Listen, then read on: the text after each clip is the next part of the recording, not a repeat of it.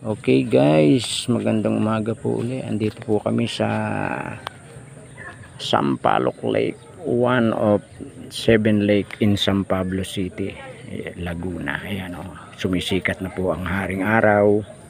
Yan, andito po tayo sa gilid ng lake.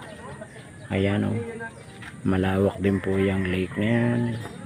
Ayan, paikot po, papaganyan, paikot. Ayan po, ang gilid po niyan ay karsada. Diyan po nagja-jogging ang mga tao, nagbabike. Ayan, mga 1 oras din po mahigit pag nilakad mo po ang paligid po nito. Ayan. Doon po ang area ng mga nagsusumba. Ayan, doon. Ayun po, may ginagawa po diyang flowers, floating flowers garden ba? Floating garden. Yan, dyan. May fountain sa gitna. Ayan.